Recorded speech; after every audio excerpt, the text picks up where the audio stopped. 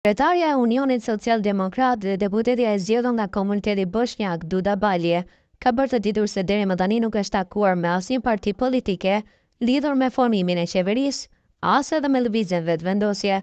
Por Balja shprehur se kushti i saj për të qenë pjesë e një qeverie me cilin do kryeministër është formimi i një komune bosnjake.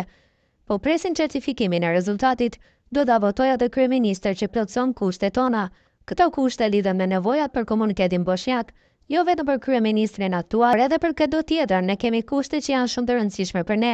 Për 20 vite asnjë kryeministër nuk i ka marrë seriozisht këtë çështje, por për neve ato janë shumë të rëndësishme dhe me prioritet. Ndërmend kryesore është formimi i komunës së bosnjakëve, komuna e Zhupës e disa reforma në arsim, ka deklaruar Duda Balje. Por kjo kërkesë e Duda Baljes po shihet e çuditshme nga analistët politik, se paku kështu thot Berim Burjani, analizë e njohës i proceseve zgjedhore. Vendosja e kushtet nga Duda Balje është e çuditshme, por kur të merret parasysh se në Kosovë ka komuna serbe dhe turke, tash edhe ky komunitet e ka një kërkesë të tillë. Themelimi i komunave etnike nuk ka pas nevojë të ketë në vend, por tash është e një kohë.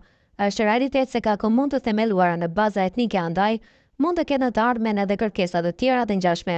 Pra mendoni të themelohet asociacioni i komunave serbe, ku e çon shtetin e Kosovës. Pra nëse ndodh asociacioni i komunave serbe, nuk përjashtohet që edhe komunat të tjera etnike të kërkojnë riorganizim të themelimit të asociacioneve të tjera, thekson Burjani. Ai po ashtu thot se pas certifikimit të rezultateve zgjedhore, Kurti nuk duhet të humbë kohë shumë dhe duhet të jetë më aktiv për formimin e qeverisë së re. Pa certifikimin të rezultateve zgjedhore s'ka edhe për çka. Pas certifikimit të tyre, edhe kur presidenti ja taftoi partinë fituese për të dhënë kandidatin për kryeministër, fillon afati kushtetues 15 ditë. Vetëvendosja mund të jetë komode vetëm derisa presidentja mos taftoi partinë fituese për të dhënë një mandatar, shpreh Berim Burjani. Kurse analisti Nexhat Aziri nënvizon se polarizimi i skenës politike në Kosovë ka bërë që minoritetet të rrisin oreksin e tyre. Polarizimi i skajshëm ndërmjet subjekteve politike shqiptare, polarizim për të cilin ka kontribuar kryeministri në detyrë, por edhe rezultati i zgjedhjeve dhe betonimi i partive si PDK, LDK dhe AAK, se nuk bën koalicion me vetëvendosjen si parti e parë, ka ngritur orekset e partitë e minoriteteve për të ngritur pazarin e tyre me kërkesa nga më të çuditshmet dhe më jo normale, gjoja në emër të dritave të tyre, deklaron Aziri. Aziri më tej e quan të panevojshme kërkesën e Duda Baljes.